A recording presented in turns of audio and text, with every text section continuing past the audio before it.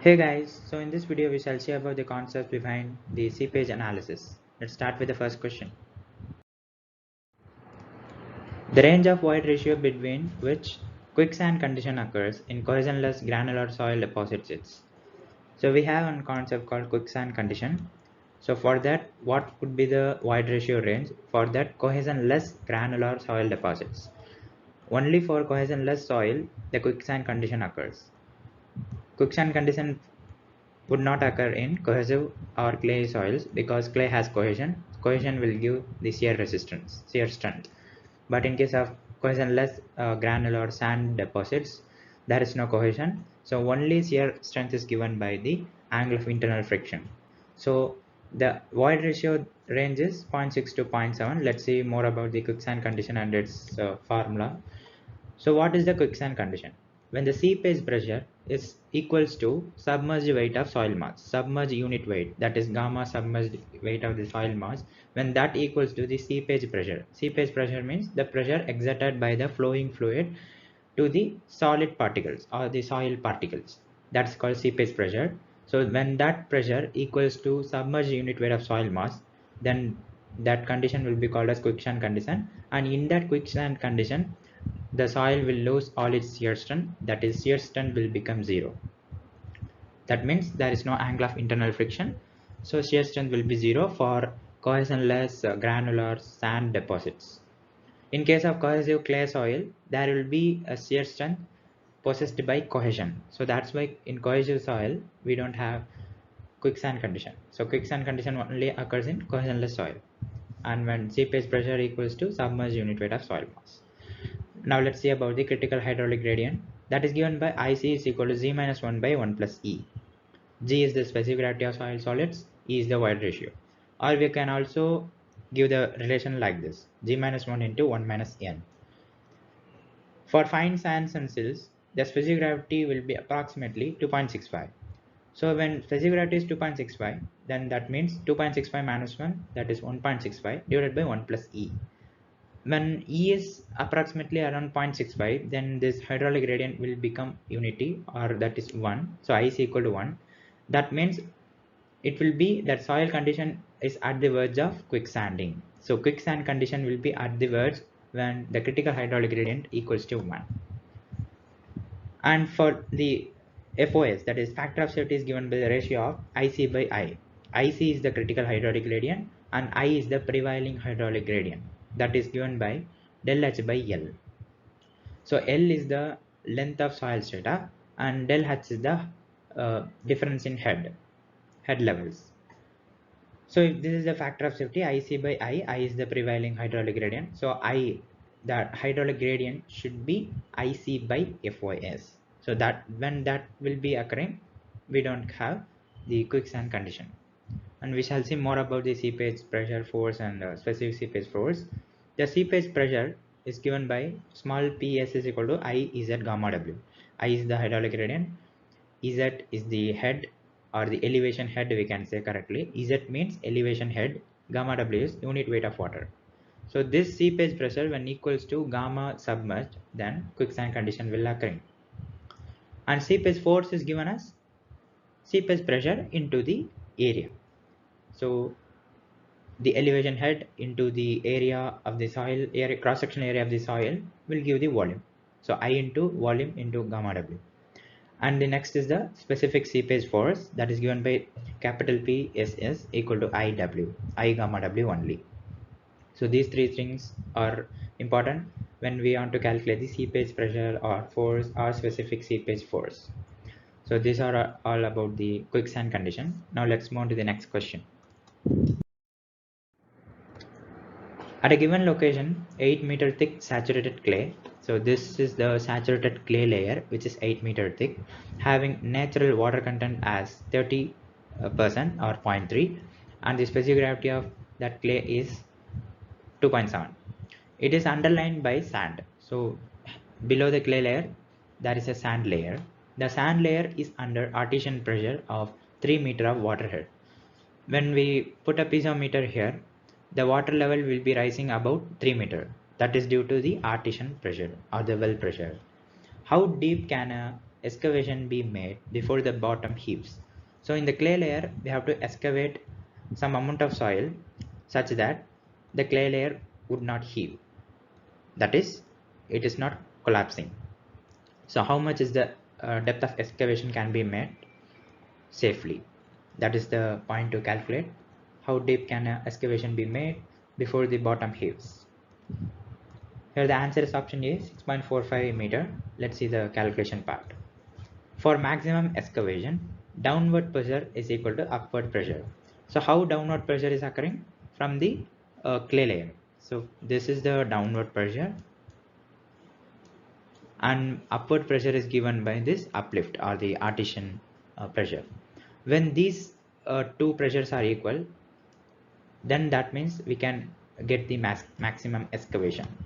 The maximum excavation can be made when the downward pressure is equal to upward pressure. It is at the words, actually downward pressure should be greater than the upward pressure so that we can excavate safely. But as far as are concerned, there is no factor of safety, so we can consider factor of safety as 1. That means downward pressure is equal to upward pressure. So what is the downward pressure? Downward pressure is given by clay layer. So what is the unit weight of clay layer? Gamma sat into clay. Why gamma sat? Because the clay layer is fully saturated. So 8 minus x. So x is the depth of excavation. Then what is the downward pressure? That will be given by after excavation. That is this one, 8 minus x into gamma saturated clay equal to 3 gamma w. 3 is the head of water that is given by the uplift or artesian pressure.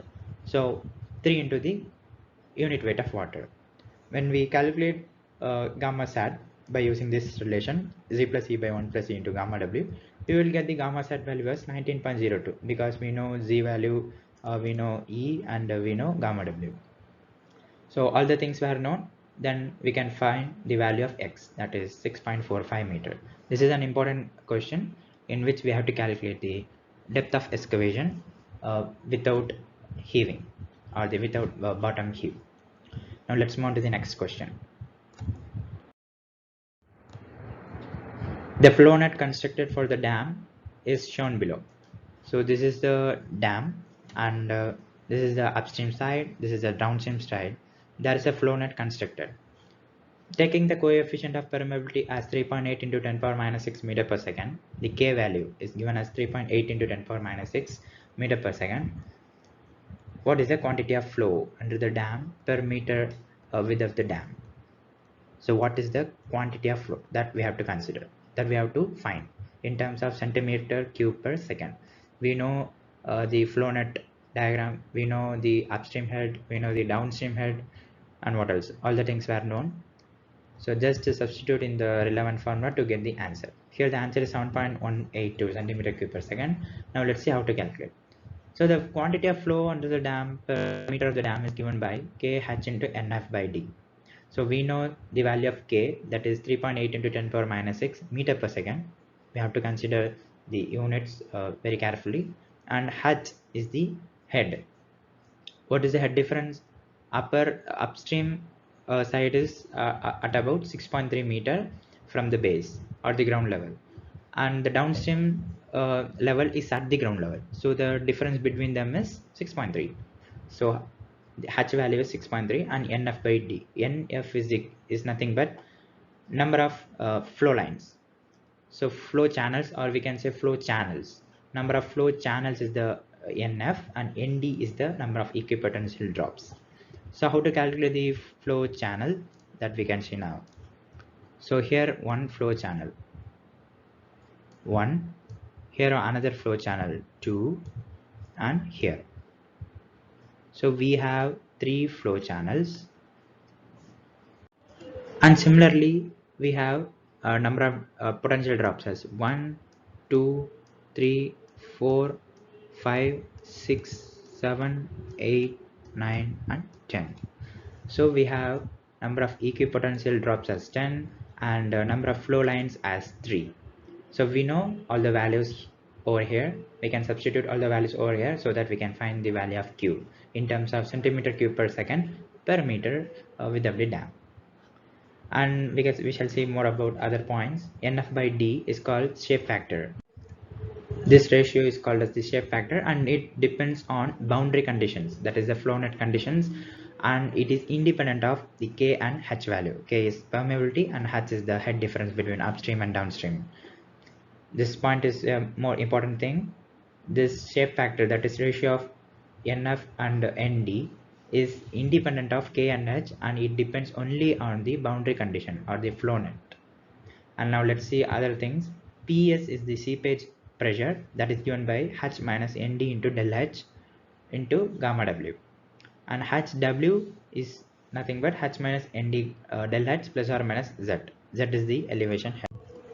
This del H is the potential drop at that ND. Del H is the potential drop and Z is the elevation head, and HW is the piezometric head. And we shall see another equation. IE is equal to del H by L. IE is nothing but exit gradient, and here L is the length of smallest square in the last flow field. So for example, here we have last flow field. So what is the length of that? That is the small L value, and del H is the potential drop. Del H is the potential drop. Now let's move on to the next question. This is a very easy question. The figure shows two lines of seepage across an interface between two soil media of different permeability. So we have different two permeability values, K1 and K2, and these two layers are of different permeability. If the entrance angle is 30 degree, what is the exit angle? That is alpha 1 is given as 30 degree. Then what is the alpha 2 value? That we have to find out. A simple formula we have to use so that we can find the answer. Here the option A is correct, 66.59 degree. The calculation goes like this: K1 by K2 is equal to tan alpha 1 by tan alpha 2. A simple formula, simple relation. We have we know all the things, K1 value, K2 value and alpha 1. So substituting all the things so that we can get the alpha 2 value as 66.59 degree. And let's see another point. For a non-isotropic medium, how to transform it into transformed coordinates, that is xt is equal to x into root of ky by kx. For non-isotropic medium, this is how we have to transform. Xt is equal to x into root of ky by kx. This is an important relation for a non-isotropic medium. Now let's move on to the next question. The phreatic line in an earthen dam is, so here in this diagram you can see this is the phreatic line. This line is the shape of this line is how? What is the shape of this line? Whether it is elliptical or cubic parabola, or it is simply a straight line, or it follows parabolic path. What is the shape of the phreatic line in an earthen dam? This is parabola. The phreatic line in an earthen dam is parabolic in shape. Let's see more about things. This is the topmost flow line in the earthen dam, the topmost flow line.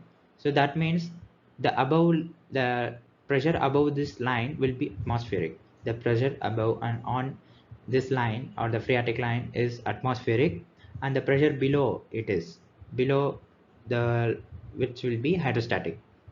The pressure above this line will be atmospheric, and the pressure below this line will be hydrostatic pressure, that is triangular variation, or we can say gamma h, like that, gamma wh.